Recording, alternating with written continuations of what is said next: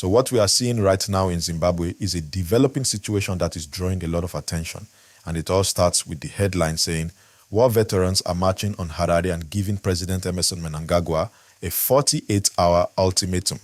Now, when you hear something like this, it naturally creates tension and curiosity because war veterans are not ordinary voices in Zimbabwe. These are people who fought in the liberation struggle, and historically they have carried influence in the political direction of the country.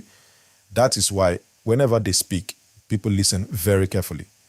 But let's slow down and understand this step by step, because in stories like this, the details matter more than the headline. These veterans are expressing dissatisfaction. They are not just making random complaints. They are raising concerns about governance, leadership, and the direction of the country. They are pointing to issues like economic hardship, accountability, and how decisions are being made at the highest level. This is not the first time such concerns are coming up, but the way they are being expressed now is more direct and more urgent. Now, when they say they are giving a 48-hour ultimatum, what does that really mean in simple terms? It means that they are demanding a response within a short time frame. They are putting pressure on leadership to act, to respond, or to address their concerns. It is a form of political pressure, and in many cases, it is used to draw attention and force dialogue. Now, before we go further, I need you to do something very important. If you're watching this right now, take a second to like this video and subscribe to the channel. This helps more people see this story and understand it clearly without confusion or misinformation. So go ahead and like this video and subscribe now. Now let's continue. One important thing to understand is that although this situation is serious, there is no confirmed evidence that power has changed hands or that the government has collapsed. What we are seeing is pressure, tension, and political movement. But pressure alone does not automatically mean a change in leadership. In Zimbabwe, political developments often unfold in stages. First, there are complaints or dissatisfaction. Then groups begin to speak out more openly. Then demands are made. Then there may be protests, court actions, or political negotiations. Only after all of that, if things escalate further, do you see actual changes in leadership or structure? Right now, we are in the phase where voices are rising and demands are being made. So it is important not to jump to conclusions. A lot of people online may present this story in a very dramatic way, but as someone watching and trying to understand, you need to focus on what is confirmed and what is still developing. Now, let's talk about the role of war veterans again, because this is very important to the understanding of this situation. War veterans in Zimbabwe have historically played a major role in shaping political events.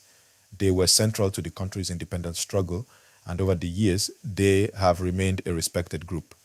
Because of this, when they speak as a collective, it sends a strong signal to both the government and the public. In this current situation, their actions are being interpreted as a sign of frustration within the system.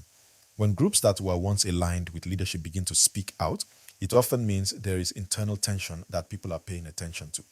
Now let's look at President Mnangagwa's position in all of this. President Mnangagwa has been in office since 2017, and during his time, he has faced both support and criticism. On one hand, he is seen as a leader who came in after a major political transition. On the other hand, there are ongoing concerns about the economy, governance, and political decisions. So when a group like war veterans raises concerns, it adds more weight to the national conversation.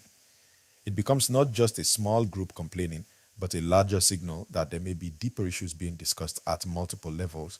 But again, and I want to stress this clearly, there is no verified confirmation that the president has lost control or that the government is no longer functioning.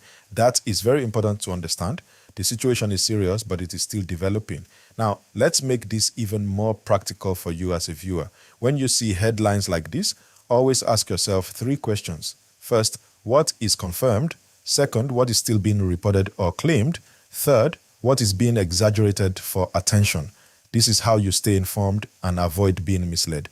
And if you are enjoying this breakdown, please take a moment to like this video and subscribe to the channel. It really helps, and it also ensures that you get more clear explanations like this. Now let's continue with the story.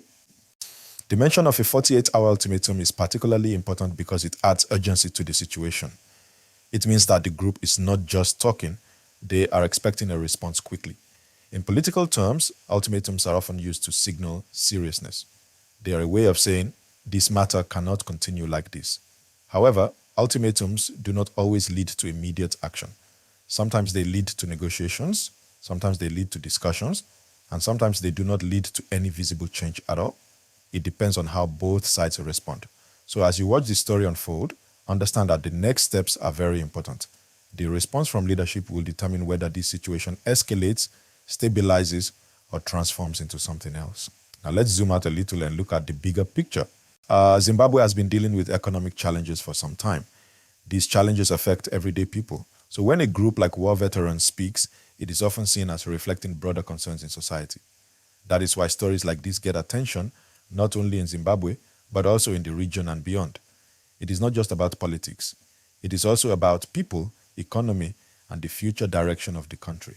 So what you are seeing is a moment where political voices are becoming louder, where demands are being made, and where attention is being focused on leadership decisions.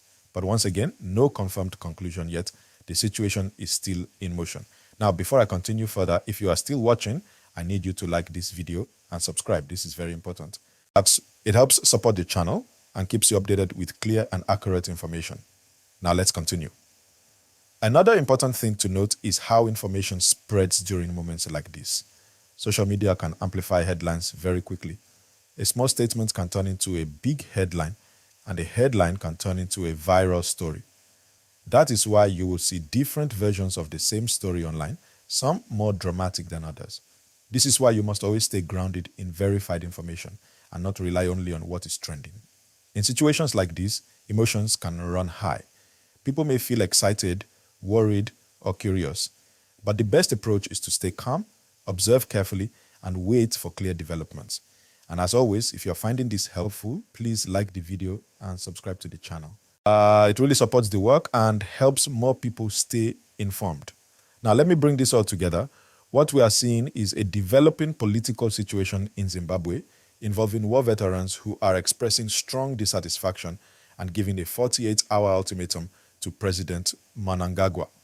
This is a serious signal of political pressure, but it is not, at this stage, a confirmed change in leadership or a confirmed collapse of the system. It is a moment of tension. It is a moment of attention. It is a moment where people are watching closely to see what happens next. And in stories like this, what happens next is what defines the outcome. So stay tuned, stay informed, and always verify what you hear before you accept it as final.